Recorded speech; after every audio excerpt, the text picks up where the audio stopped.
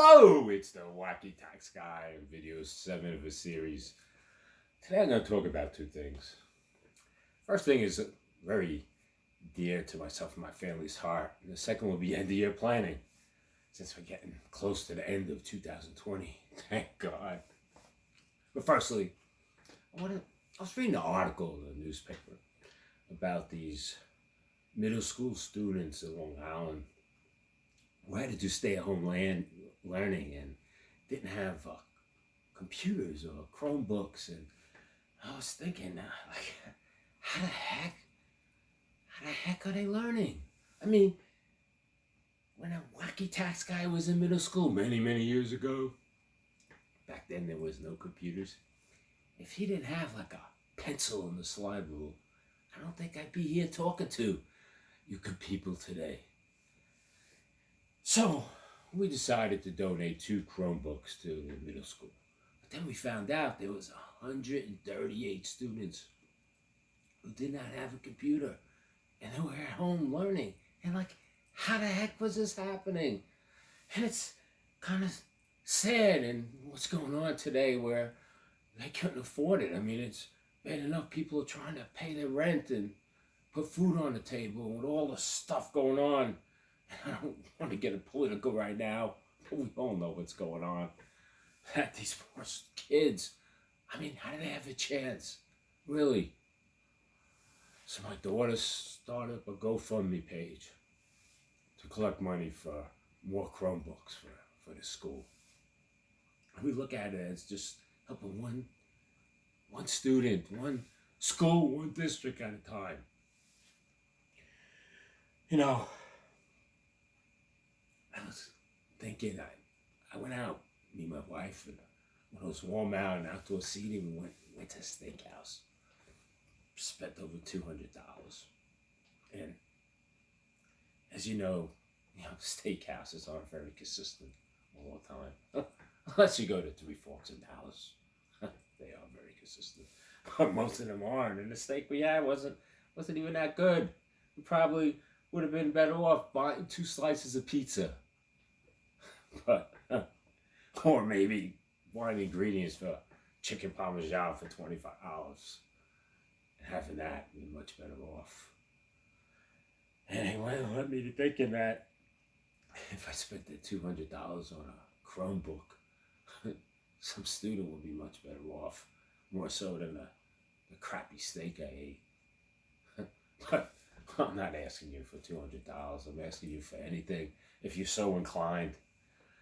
And you can find the GoFundMe page if you Google GoFundMe Chromebooks for middle school students and Nicole, you should find that page. And it'll have her name on it so you know it's the right page. Because there's a lot of them. But anyway, I appreciate you listening to that. And, if you're so inclined to give, thank you.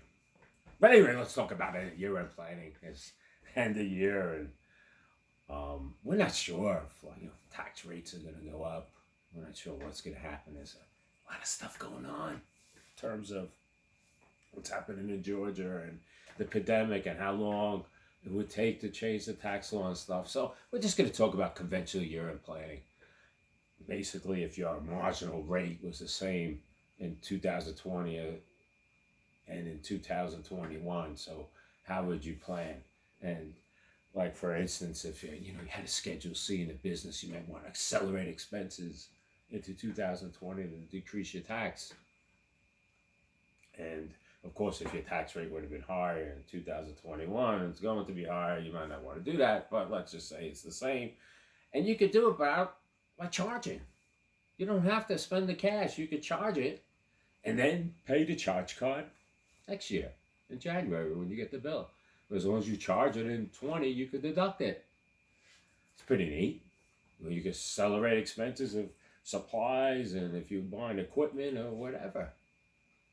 Also, if you itemize deductions, you could maybe give some more charitable contributions in 20 that maybe you would have done in 21 in order to get the deduction in 20. I mean, it's state taxes, since there's a 10,000 limit. If you meet the limit in state income taxes, you don't want to accelerate your state income taxes because you're not going to get a deduction. Real estate taxes also has, combined with state taxes, have that 10,000 limit, but maybe real estate taxes may be deductible on your state return, so maybe that might be beneficial to accelerate. I mean, it could be only like 10 days or whatever it is. So that may be beneficial if that's the case. I mean, if you like have a pension, you want to contribute to your pension in 20, celebrating that. If you don't have a pension plan and you're self-employed, you might want to set up what's called a SEP, a Simplified Employee Pension Plan. And you can probably set that up on the internet, make a contribution and get a deduction. If you have income and you're getting checks in now, you may hold off until January to deposit those checks so you report it at 21. Just, just some tips and year planning. Well, I just want to wish everybody a happy new year. Goodbye, 2020. And hello, 21. I have a funny feeling that 21 is going to be a lot better. And don't forget, wear your mask, keep 6 feet apart, don't commingle in crowds and indoors. It's really simple. I don't see how difficult that is. But anyway, everybody have a happy new year, peace, and stay safe.